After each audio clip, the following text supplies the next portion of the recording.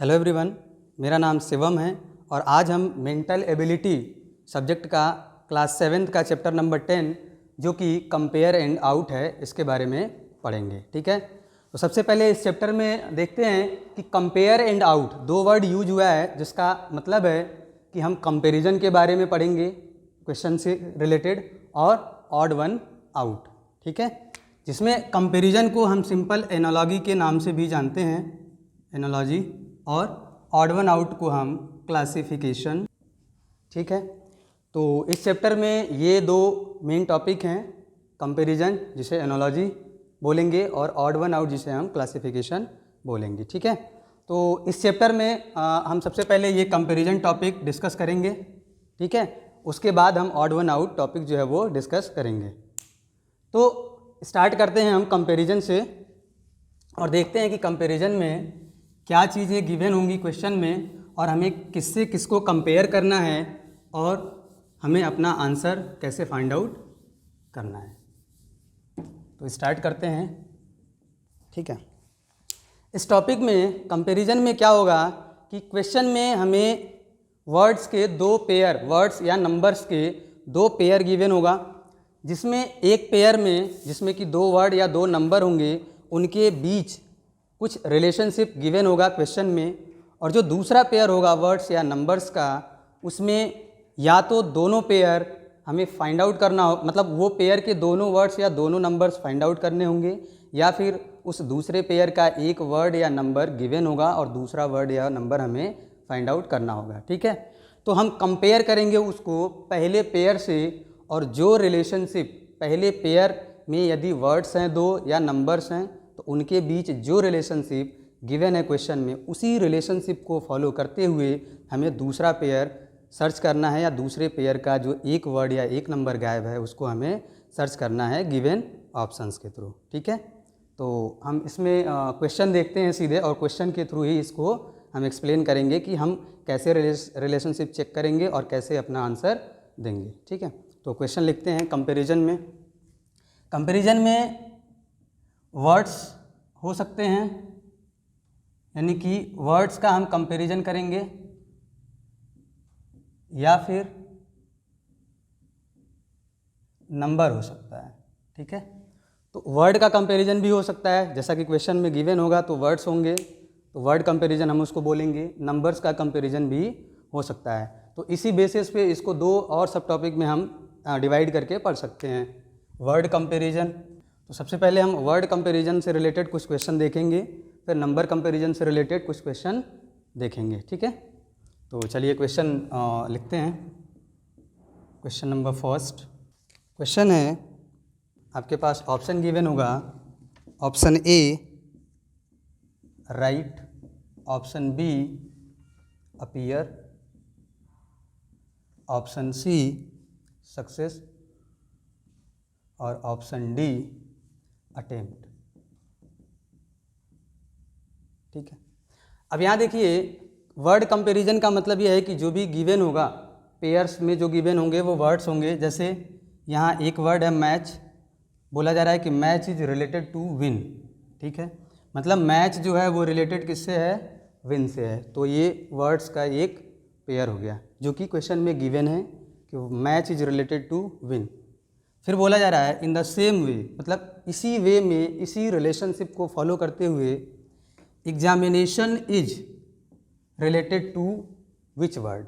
That means यहाँ पे दो वर्ड गिवन है और दोनों में रिलेशनशिप गिवन है कि मैच जो है वो रिलेटेड है विन से, तो इसी तरह से, इसी वे में, सेम वे में जो एग्जामिनेशन वर्ड है वो किस वर्ड से रिलेटेड होगा।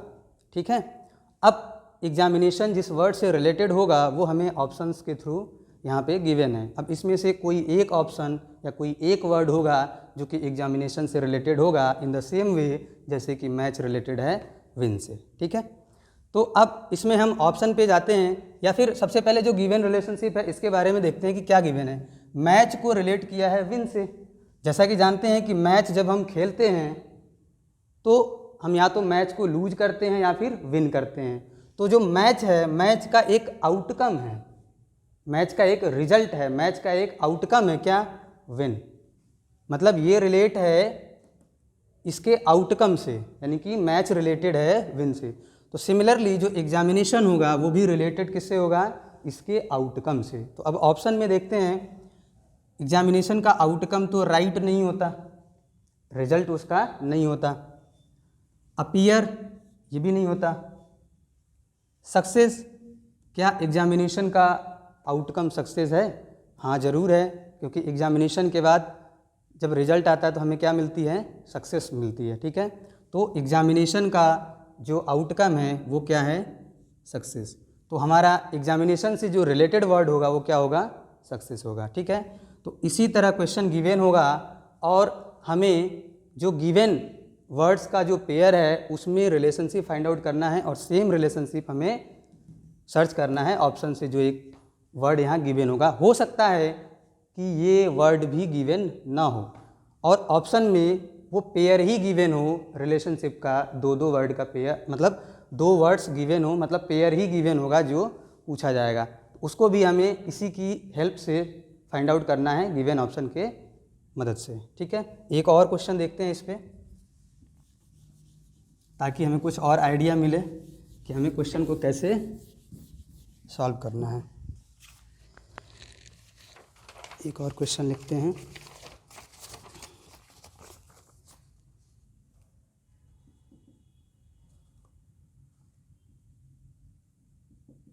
Heart is related to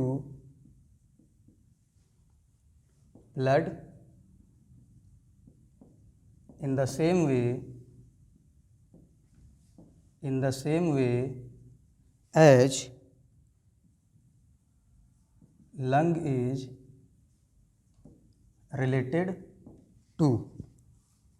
option है आपके पास, option A oxygen, option B है चेस्ट, ऑप्शन सी है प्यूरिफिकेशन, और ऑप्शन डी एयर। अब देखिए यहाँ जो क्वेश्चन गिवन है उसमें क्या है, हार्ट है उसको रिलेट किया है ब्लड से, यानी heart is related to blood. और क्वेश्चन में पूछा गया इन द सेम वे जो लंग है वो किससे रिलेटेड होगा, मतलब लंग का रिलेशनशिप जिस वर्ड से होगा वो वर्ड यहाँ मिसिंग है और ऑप्शन से हमें उसी वर्ड को फाइंड आउट करना है। तो सबसे पहले हम ये चेक करेंगे कि जो गिवन पेयर है हार्ट रिलेटेड टू ब्लड, ये किस तरह से रिलेट है, कैसा रिलेशनशिप है हार्ट और ब्लड में।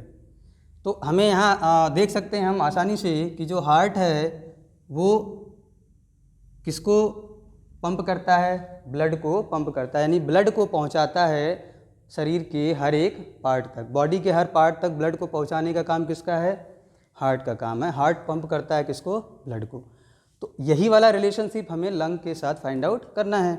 जैसा कि हम जानते हैं कि लंग को पंप करता है, लंग जो है वो किस चीज़ को पंप करता है, किस बॉडी में किस चीज़ को पहुंचाता है बॉडी के हर पार्ट तक। अब वो ऑप्शन में आपको गिवन है, तो चेस्ट तो होगा नहीं, ये तो ये बॉडी का पार्ट है, ब्लड तो बॉडी का ये जो है चेस्ट जो है वो बॉडी का एक पार्ट है जो कि इस तरह से रिलेट नहीं कर सकते हम, क्योंकि हार्ट जो है वो ब्लड को पंप करता है, ब्लड को पहुंचाता है। प्यूरिफिकेशन ये भी नहीं होगा, एयर और ऑक्सीजन, तो लंग जो है वो एयर को नहीं पहुंचाता है, लंग जो है किसको पहुंचाता है, किसको पंप करता है, ऑक्सीजन को। तो यहाँ पे आंसर क्या हो जाएगा, lung is related to oxygen. ठीक है, एक और क्वेश्चन देखते हैं इस पर, हमें अपना आंसर ऐसे ही देना है, जो गिवन पेयर है उसमें हम रिलेशनशिप फाइंड आउट करेंगे और जो रिक्वायरमेंट है क्वेश्चन में उसको हम फाइंड आउट करेंगे गिवन ऑप्शन से। ठीक है, अब एक लिखा है cobbler is related to leather in the same way carpenter is related to which word. Option है आपके पास furniture, option B wood, option C hammer और ऑप्शन डी चेयर। अब यहाँ देखिए जो इसके पहले वाले क्वेश्चंस में जो स्टेटमेंट लिखा हुआ था उसी स्टेटमेंट को ऐसे रिप्रेजेंट किया गया है। इसका मतलब भी वही है कि cobbler is related to leather in the same way carpenter is related to which word. ठीक है, बस उसको शॉर्ट वे में ऐसे रिप्रेजेंट कर दिया गया है उसी लैंग्वेज को, जो कि हम पहले क्वेश्चन में देख चुके हैं। तो यहाँ भी हम क्या करेंगे कि सबसे पहले चेक करेंगे कि कोबलर किस प्रकार से रिलेटेड है लेदर से। तो कोबलर मतलब मोची, किससे रिलेट है? लेदर से, यानी कि लेदर का काम कौन करता है? कोबलर लेदर से काम करता है, लेदर का काम करता है ये, लेदर से रिलेटेड। सेम कारपेंटर जो है वो किससे रिलेटेड काम करता है? तो ऑप्शन में फर्नीचर तो प्रोडक्ट है जो कि वो बनाता है, काम किससे करता है वो? वुड से। Carpenter is related to wood. जैसे कि कोबलर रिलेटेड है लेदर से, वैसे ही कारपेंटर किससे रिलेटेड होगा? वुड से रिलेटेड होगा। ठीक है, चलिए एक और क्वेश्चन देखते हैं इसी तरह से कि हम क्वेश्चन कैसे आंसर करेंगे। क्वेश्चन गिवन है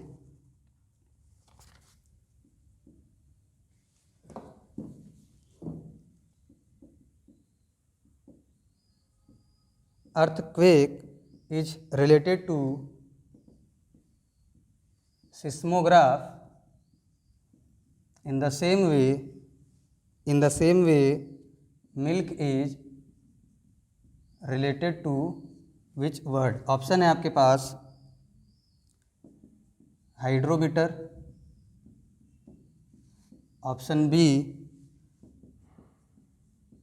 हाइग्रोमीटर, ऑप्शन सी स्फेरोमीटर और ऑप्शन डी लैक्टोमीटर। यहाँ भी हमें क्या करना है कि सबसे पहले जो गिवन पेयर है उसके बीच रिलेशन से फाइंड आउट करना है। तो अर्थक्वेक भूकंप जो है वो रिलेटेड है सिस्मोग्राफ से। जैसा कि हम जानते हैं कि सिस्मोग्राफ क्या है? एक इंस्ट्रूमेंट कह लीजिए या डिवाइस कह लीजिए, जो कि क्या बताता है? अर्थक्वेक की इंटेंसिटी बताता है। यानी कि अर्थक्वेक की इंटेंसिटी कितनी रही है वो हम मेजर करते हैं with the help of seismograph. तो सेम इसी वे में हमें बताना है कि जो मिल्क है, मिल्क की प्योरिटी जो है वो किस डिवाइस या किस इंस्ट्रूमेंट से हम मेजर करते हैं। ठीक है, तो ये हाइड्रोमीटर है, ये तो नहीं होगा क्योंकि हाइड्रोमीटर का तो यूज हम रिलेटिव ग्रेविटी या रिलेटिव डेंसिटी लिक्विड की फाइंड आउट करने के लिए हाइड्रोमीटर का यूज़ करते हैं। हाइग्रोमीटर ये भी नहीं होगा। ठीक है, ये एनवायरनमेंट में मॉइस्चर कंटेंट मेजर करने के लिए इस डिवाइस का हम यूज करते हैं। स्फेरोमीटर जो है ये भी नहीं है क्योंकि इसका हम यूज करते हैं रेडियस ऑफ कर्वेचर मेजर करने के लिए। लैक्टोमीटर, जैसा कि हम जानते हैं कि लैक्टोमीटर के थ्रू ही हम मिल्क की प्योरिटी को मेजर करते हैं, तो इसलिए यहाँ पे जो हमारा आंसर होगा क्या हो जाएगा? Option number D, that is lactometer. It means milk is related to lactometer. ठीक है, एक और क्वेश्चन देखते हैं इस पे।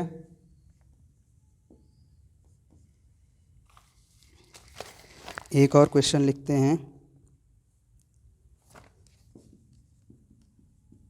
Mirror is related to reflection in the same way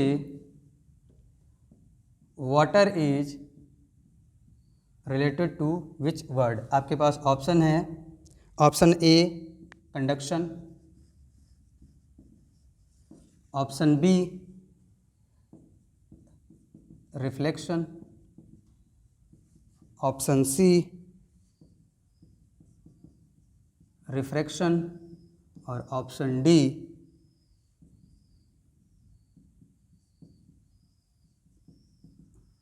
diffraction.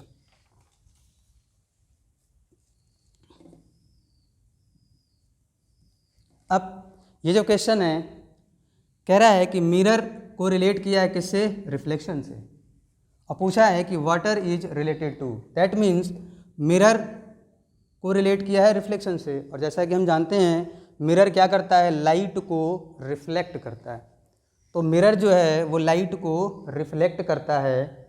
तो यही इसी तरह का इन द सेम वे यही रिलेशन को फॉलो करने वाला कौन सा वर्ड होगा जो कि वाटर से रिलेटेड होगा? तो हम ऑप्शन में यदि जाएंगे तो कंडक्शन, कंडक्शन का तो कोई मतलब नहीं है। क्यों? क्योंकि मिरर जो है वो रिफ्लेक्शन किसका करता है? लाइट का। तो वाटर का लाइट से कोई मतलब तो है नहीं। रिफ्लेक्शन, वाटर तो रिफ्लेक्शन नहीं करता है, रिफ्लेक्शन कौन करता है? मिरर। लाइट का रिफ्लेक्शन मिरर करता है। वाटर जो है वो रिफ्रैक्शन, वाटर जो है वो लाइट को क्या करता है? रिफ्रैक्ट करता है, या फिर लाइट जो है वाटर के थ्रू जाती हुई क्या होती है? रिफ्रैक्ट होती है। जैसे कि मिरर से लाइट रिफ्लेक्ट होती है, वैसे ही वाटर से लाइट रिफ्रैक्ट होती है।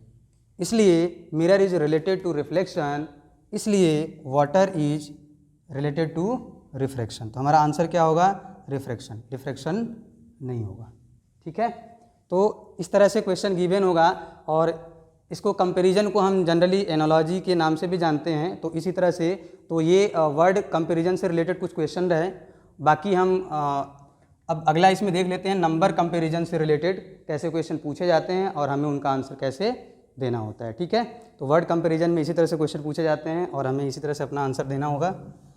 तो हम अगला देखते हैं, नंबर कंपैरिजन से रिलेटेड कुछ क्वेश्चन देखते हैं कि हम उन्हें कैसे बताएंगे, कैसे सॉल्व करेंगे।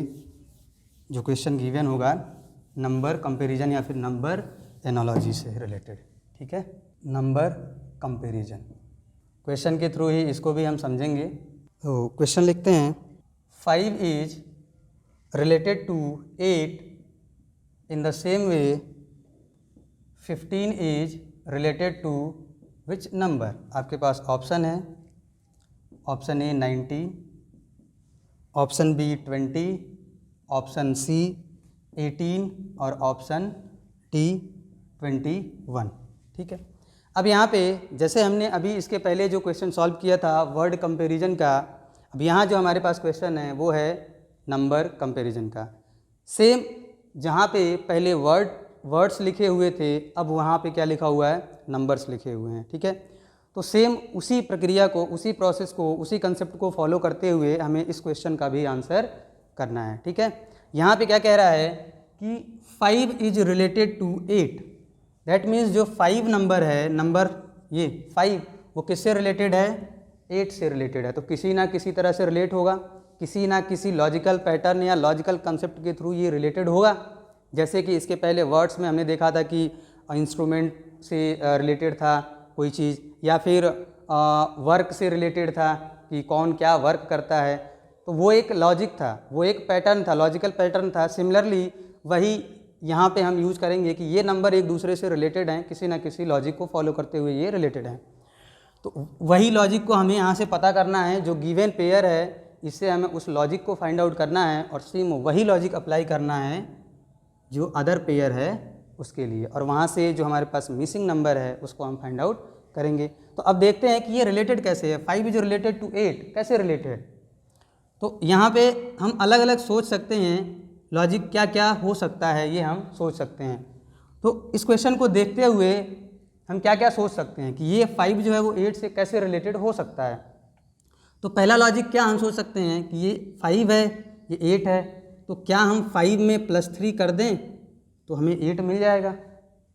सेम ये लॉजिक यहाँ अप्लाई करते हैं एक बार कि 15 में यदि मैं +3 ऐड करता हूँ तो हमें क्या मिलेगा? 18 मिलेगा। इसके अलावा हम और भी लॉजिक सोच सकते हैं। कैसे हो सकता है कि 5 में मल्टीप्लाई 2 हुआ हो तो 10 बनेगा, 10 बनेगा, और 10 में -2 किया हो तो भी तो 8 मिल रहा है। तो ये लॉजिक भी हो सकता है। इसके अलावा भी कोई लॉजिक हो सकता है। तो लॉजिक बहुत सारे हो सकते हैं, वो डिपेंड करता है कि इस क्वेश्चन में, इस पर्टिकुलर क्वेश्चन में कौन सा लॉजिक यूज किया है, और हम उस लॉजिक को यूज करते हुए जो हमने सोचा है क्या ऑप्शन से हम अपना आंसर दे पा रहे हैं। तो यहाँ पे हमने 2 लॉजिक के बारे में सोचा कि 5 में यदि +3 किया तो 8 मिला, एक लॉजिक हमारे पास ये है।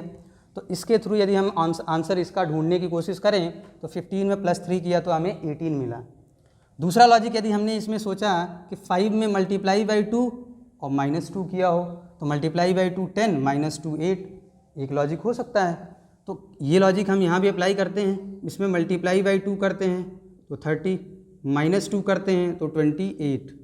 तो हमने 2 ही लॉजिक यहाँ पे सोचे और दोनों के अकॉर्डिंग हमने अपना आंसर देखा कि यदि मैं पहला वाला लॉजिक अप्लाई करता हूँ +3 वाला तो हमें आंसर मिलता है 18, ठीक है। और दूसरा वाला लॉजिक यदि मैं अप्लाई करता हूँ तो हमें आंसर मिलता है 28।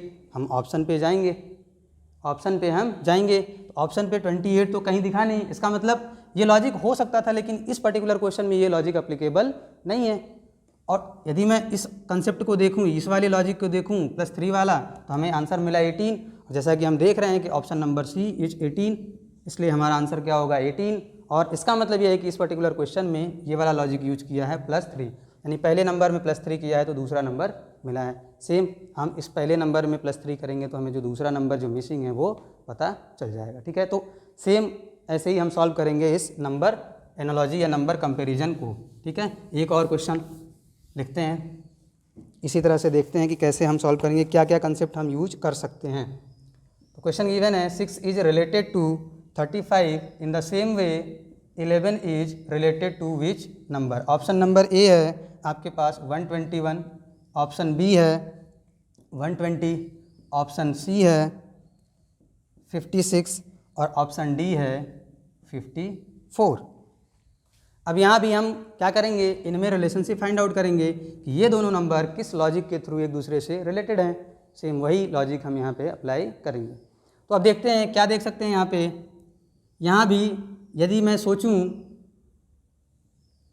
यहाँ से 6 से 35 पर जाने के लिए यदि मैं 6 में मल्टीप्लाई बाई 5 करूँ तो 30 मिलेगा, +5 करूँ तो 35 मिल जाएगा। मतलब ये एक लॉजिक हो सकता है कि इसमें 5 से मल्टीप्लाई किया हो फिर +5 ऐड किया हो, ठीक है, तो 35 मिल रहा है। वो लॉजिक हम यहाँ भी अप्लाई करते हैं, मल्टीप्लाई बाई 5 करते हैं तो कितना होगा 11 5 या 55 और +5 करते हैं तो 55 + 5 60।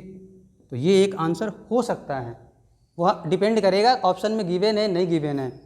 इससे एक और लॉजिक और भी हम इसमें लॉजिक सोच सकते हैं। यदि 2-3 लॉजिक एक साथ अप्लाई इस पे हो रहे हैं तो हम उसमें जो सबसे बेहतर लॉजिक है उसके अकॉर्डिंग हम अपना आंसर करेंगे, ये ध्यान रहे। यहाँ पे 6 है तो 6 को और कैसे रिलेट कर सकते हैं हम 35 से। तो हमने देखा कि यदि मैं 6 का स्क्वायर कर दूँ, 6 का स्क्वायर कर दूँ तो हमें मिल रहा है 36। 6 का स्क्वायर करूँ तो 36 मिल रहा है। और इसमें से यदि मैं -1 कर दूँ तो 35 मिल रहा है। तो एक लॉजिक ये हो सकता है, ये वाला लॉजिक भी एप्लीकेबल हो सकता है। यदि इसी लॉजिक को मैं इसमें अप्लाई करूं तो सबसे पहले मैं क्या करूंगा, 11 का स्क्वायर करूंगा तो 11 का स्क्वायर 121। क्या मैं इसमें -1 करूं तो हमें क्या मिलेगा 120। तो एक लॉजिक हमने ये अप्लाई किया तो हमें आंसर मिला 120। यदि मैं इस लॉजिक से देखता हूं तो आंसर 60 मिलता है। अब ऑप्शन में चेक करते हैं तो ऑप्शन में ये वाला तो मिलेगा नहीं, यहाँ पे कहीं लिखा नहीं है, ये वाला है। इसका मतलब ये वाला लॉजिक यूज किया है कि पहले नंबर का स्क्वायर करके -1 किया है तो आंसर मिला है, यानी कि दूसरा नंबर मिला है। सिमिलरली वही वाला कंडीशन या वही कंसेप्ट हम यहाँ अप्लाई करेंगे। 11 का स्क्वायर किया -1 किया तो हमें क्या मिला 120 और ऑप्शन में गिवन है ऑप्शन नंबर बी, तो इसलिए ये लॉजिक यूज किया है स्क्वायर -1। तो लॉजिक कोई भी हो सकता है, मल्टीप्लाई करके कोई नंबर ऐड कर सकता है, मल्टीप्लाई करके कोई नंबर सब्ट्रैक्ट कर सकता है, स्क्वायर करके कोई नंबर ऐड या सब्ट्रैक्ट कर सकता है, क्यूब करके कोई नंबर सब्ट्रैक्ट या ऐड करके कंसेप्ट बनाया जा सकता है। लॉजिक में स्क्वायर 2 नंबर के स्क्वायर का सम भी हो सकता है, इसी तरह से 2 नंबर के स्क्वायर का सब्ट्रैक्शन भी हो सकता है। तो लॉजिक कोई भी यहाँ पे यूज किया जा सकता है, ठीक है। एक और क्वेश्चन देखते हैं, वो डिपेंड करेगा ऑप्शन में क्या गिवन है, उसके हिसाब से हमारा लॉजिक जो है वो अप्लाई करना है। एक और क्वेश्चन देखते हैं, 9 is related to 79 in the same way 100 is related to which number. आपके पास ऑप्शन है 901, option number B 1009, option number C 9889 और ऑप्शन नंबर डी 9998। यहाँ भी वैसे ही चेक करेंगे हम। तो यहाँ दिख रहा है यार कि 9 के स्क्वायर के आसपास ये नंबर है, 9 के स्क्वायर के आसपास ये नंबर है, इसलिए हम सबसे पहले स्क्वायर वाला ही लॉजिक यूज करेंगे यहाँ पे। तो एक बार स्क्वायर वाला लॉजिक यूज करते हैं। यदि मैं 9 का स्क्वायर करूँ तो क्या मिलेगा हमें 81। ये 81 तो है नहीं, 81 से कितना कम है 2, तो हो सकता है कि स्क्वायर में फिर -2 किया हो तो 79 मिला है। सेम ये लॉजिक यहाँ अप्लाई करते हैं। 100 का हमने किया स्क्वायर तो मिलेगा 10000। इसमें यदि मैं 2 माइनस करूँ तो हमें मिल रहा है 999 8। क्या ये ऑप्शन में गिवन है? हाँ जी, ये ऑप्शन में गिवन है, ऑप्शन नंबर डी। तो हमारा आंसर क्या हो जाएगा? डी। इसका मतलब यही वाला लॉजिक यहाँ यूज किया है, पहले नंबर का स्क्वायर -2 तो दूसरा नंबर मिला, पहले नंबर का स्क्वायर -2 तो दूसरा नंबर मिलेगा। ठीक है, तो ये लॉजिक एक था। एक और क्वेश्चन देखते हैं इस पर। ऑप्शन है आपके पास 56, 72, 82 और 86। यहाँ देखिए सेम हमें दिख रहा है कि ये नंबर जो है दूसरा नंबर, वो यदि मैं स्क्वायर या क्यूब या कुछ और सोचूं, क्यों सोचूंगा? क्योंकि दिख रहा है कि ये 7 के स्क्वायर के आसपास का थोड़ा सा 2-4 नंबर आगे पीछे का नंबर ये हो सकता है, दिख भी रहा है कि स्क्वायर के आसपास का नंबर है। तो एक बार हम स्क्वायर वाला लॉजिक यहाँ भी यूज करते हैं। तो यहाँ पे यदि मैं 7 का स्क्वायर किया मैं, तो क्या मिला हमें? 7 का स्क्वायर 49, लेकिन ये तो 42 है, तो दिख रहा है कि 49 से 42 यानी कि 7 इसमें से कम है। तो ये लॉजिक हो सकता है कि इसका स्क्वायर किया हो, पहले नंबर का स्क्वायर करके फिर वही नंबर सब्ट्रैक्ट किया हो। ये लॉजिक बन रहा है यहाँ पे कि इसका यदि स्क्वायर करूँ 49 मिलेगा, फिर इसी नंबर को सब्ट्रैक्ट करूँ तो 42 मिल रहा है। तो ये लॉजिक यहाँ भी चेक करते हैं, क्या ये लॉजिक अप्लाई करने के बाद हमारे ऑप्शंस जो गिवन है उसमें से हमारा आंसर मिल रहा है। यदि मैं 9 जो यहाँ पे पहला नंबर है, यदि मैं इसका स्क्वायर करूँ तो हमें मिलेगा 81, 9 9 जा 81। इसमें से सेम नंबर यदि मैं माइनस करूँ 9 तो क्या मिलेगा? 72। क्या ये ऑप्शन में गिवन है? हाँ, ये ऑप्शन में गिवन है। इसका मतलब इस पर्टिकुलर क्वेश्चन में लॉजिक क्या अप्लाई किया कि पहले नंबर का स्क्वायर माइनस पहला नंबर, यहाँ भी वही यूज करेंगे, इसका स्क्वायर -9। ठीक है, तो हमें आंसर मिल गया 72। यहाँ पे इस क्वेश्चन में, पर्टिकुलर क्वेश्चन में ये लॉजिक अप्लाई किया हुआ था। ठीक है, चलिए 1-2 क्वेश्चन और देख लेते हैं। तो इसी तरह से इस टॉपिक से रिलेटेड क्वेश्चन पूछे जाते हैं। एक और क्वेश्चन लिखते हैं। 3 is related to 24 in the same way 5 is related to which number? A है 120, बी ऑप्शन है 45, ऑप्शन नंबर सी है 124 और ऑप्शन नंबर डी है 27। ठीक है, अब यहाँ देखते हैं ऑप्शंस बड़े बड़े गिवन है यहाँ पे। 124 भी है, 120 भी है, छोटे नंबर भी गिवन है, 45 है, 27 है। अब 3 से 24 जाने के लिए या तो हम मल्टीप्लाई का हेल्प लें, तो 8 बार मल्टीप्लाई करते हैं, तो इसमें भी मल्टीप्लाई करेंगे यदि 8 तो 40 आना चाहिए, ऑप्शन में ही गिवन नहीं है, मतलब ये लॉजिक यहाँ पे यूज नहीं हुआ है, ये लॉजिक यहाँ पे यूज नहीं हुआ है। स्क्वायर से हम यहाँ तक पहुँच नहीं सकते, तो एक बार क्यूब चेक करते हैं, क्योंकि स्क्वायर क्यूब 2 नंबर का स्क्वायर का सम, कुछ भी इसमें लॉजिक यूज किया जा सकता है। जैसा कि ये नंबर ऑप्शन में हमें दिख रहे हैं 120, 124, बड़े बड़े नंबर भी हैं, तो हम एक बार क्यूब चेक करते हैं। यदि मैं 3 का क्यूब चेक किया तो 3 का क्यूब हमें पता है 27, लेकिन यहाँ तो 24 गिवन है, हमारा आ रहा है 27। तो देखते हैं कि 24 जाने के लिए हमें 3 ही माइनस करना पड़ेगा। तो क्या ये लॉजिक तो यहाँ अप्लाई नहीं किया है कि पहले नंबर का क्यूब करने के बाद फिर वही नंबर सब्ट्रैक्ट किया हो, जैसा कि पहले वाले क्वेश्चन में, इसके पहले वाले में किया था। सेम यही वाला लॉजिक इसमें अप्लाई करते हैं कि 5 का यदि मैं क्यूब करूँ तो मिलेगा 125, और फिर मैं इसमें से यही नंबर सब्ट्रैक्ट करूँ यानी कि 5, तो मुझे क्या मिलेगा? 120। और यहाँ दिख रहा है क्लियरली कि ऑप्शन नंबर ए जो है 120 ही है। तो यहाँ पे ये लॉजिक अप्लाई किया है कि पहले नंबर का क्यूब करके फिर वही नंबर सब्ट्रैक्ट किया है, तो हमें दूसरा नंबर मिला है। ठीक है, एक क्वेश्चन और देखते हैं इस पे। एक क्वेश्चन और देख लेते हैं। 5 is related to 18 in the same way, in the same way. अब ऑप्शन यहाँ गिवन है, इन द सेम वे, इधर के दोनों नंबर गायब हैं। ऑप्शन आपके पास गिवन है 30 is related to 96, option number B जो है 21 is related to 66, option number C जो है 19 इज रिलेटेड टू 61 और ऑप्शन नंबर डी जो है 11 इज रिलेटेड टू 35। अब यहाँ पे रिलेशनशिप गिवन है 5 इज रिलेटेड टू 18, तो बताइए कि दूसरा पेयर क्या होगा? दूसरा पेयर जो है आपको ऑप्शन में गिवन है, तो चेक करते हैं कि पहले पेयर को कैसे हम निकाल सकते हैं, रिलेशनशिप क्या देख सकते हैं। तो यहाँ दिख रहा है कि 5 से 18 जाना है तो हमने पहला लॉजिक ये चेक किया कि मल्टीप्लाई करके देखते हैं। यदि मैं इसमें 18 जाने के लिए 3 से मल्टीप्लाई करूं तो 15 मिलेगा। फिर मैं इसमें यदि 3 ही प्लस कर दूं, मतलब हमने क्या किया, चेक किया एक लॉजिक कि क्या मैं 5 को 3 से यदि मल्टीप्लाई करूं तो 15 मिला। फिर जिससे मल्टीप्लाई किया यदि वही नंबर मैंने प्लस किया यहाँ पे 3 तो 18, दूसरे नंबर पे हम पहुँच रहे हैं। तो ये लॉजिक एक बार सारे ऑप्शंस में हम चेक करते हैं कि पहले नंबर में 3 से मल्टीप्लाई करके 3 प्लस करते हैं तो क्या दूसरा नंबर मिलता है। 30 में मैं 3 से मल्टीप्लाई किया तो मिला 90, इसमें मैं 3 प्लस किया तो मिलेगा 93, जो कि ये है ही नहीं। तो ये वाला ऑप्शन तो इस लॉजिक को फॉलो नहीं करता।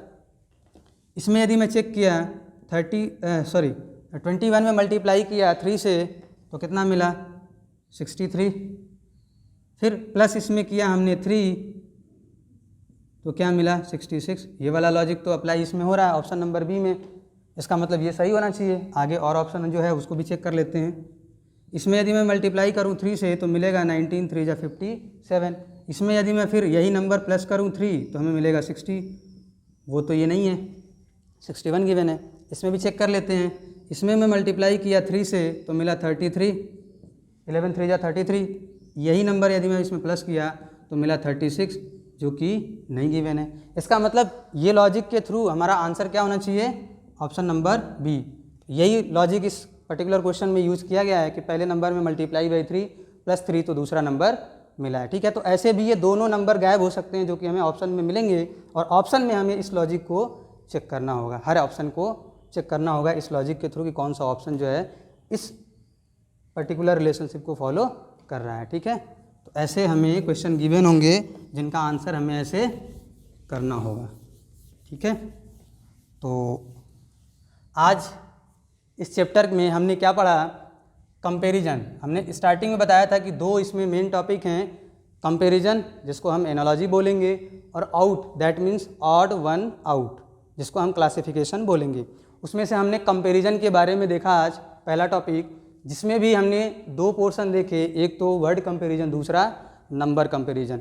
मतलब वर्ड कंपैरिजन में वर्ड्स गिवन होंगे और हमें रिलेशनशिप चेक करना है गिवन वर्ड्स में, और दूसरा वही फॉलो कराते हुए हमें अपना आंसर देना है। नंबर कंपैरिजन में वर्ड्स के जगह नंबर होंगे, तो सेम जो गिवन नंबर का पेयर है उसमें रिलेशनशिप फाइंड आउट करेंगे, उसी को फॉलो कराते हुए हम अपना आंसर देंगे, जो कि मिसिंग नंबर होगा उसको ऑप्शन से हम फाइंड करेंगे।